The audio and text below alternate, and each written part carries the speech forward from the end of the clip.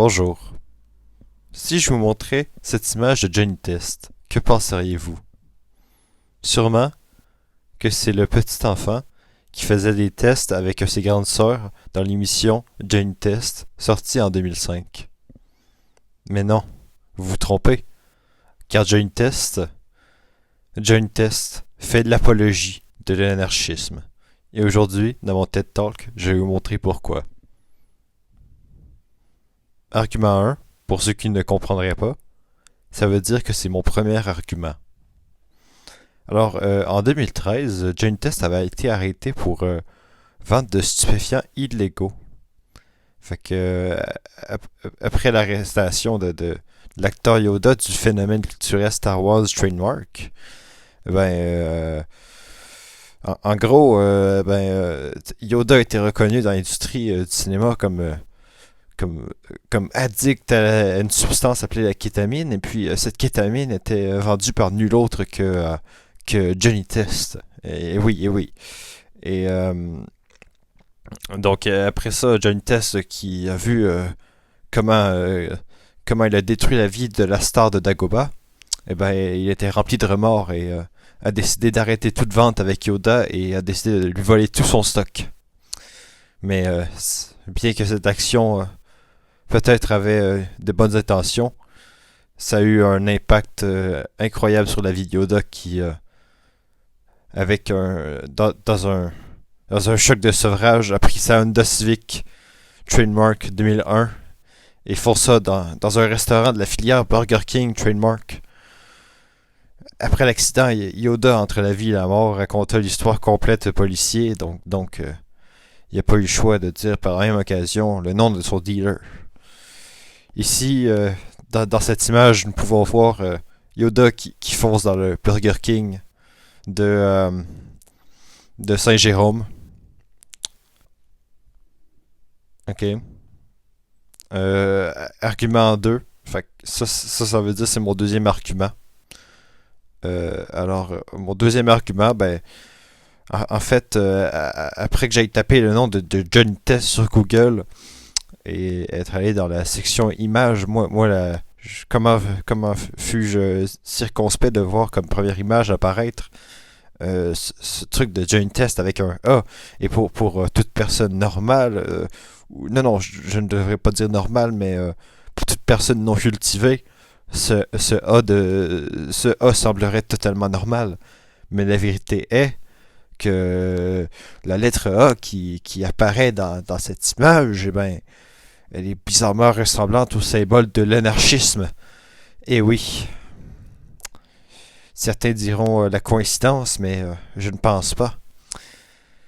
Alors voilà. Et pour ceux qui se demandaient pourquoi mon argument 1, car j'ai oublié de l'expliquer, était une preuve qu'il faisait l'apologie de l'anarchisme, il est bien au-dessus. Johnny Test pense être totalement au-dessus des lois et se fout des règles et de l'autorité. C'est donc pour cela qu'il vend de la drogue.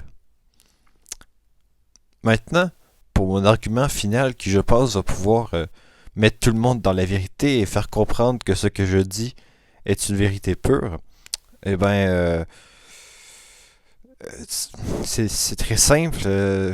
Peut-être que certains d'entre vous voient ici Johnny Test, mais détrompez-vous, car Johnny Test est en réalité un anagramme pour Johnny Yes Papa. Alors, oui, ça pourrait sembler sortir de nulle part, mais détrompez-vous, j'ai fait mes recherches et tout me porte à croire que Johnny Test, le nom de Johnny serait une référence à Johnny Yes Papa. Et après tous les crimes que Johnny Yes Papa a fait, il a changé de nom pour devenir Johnny Test. Et puis Johnny, il est reconnu par tout le monde comme un anarchiste, quoi. Et vraiment, il n'en a rien à faire de l'autorité et de leurs règles. C'est un jeune rebelle qui défie les lois de son père monoparental et dépressif pour se nourrir de sucre sans son consentement. Johnny Yes Papa est un vrai criminel, une vraie plague dans ce monde.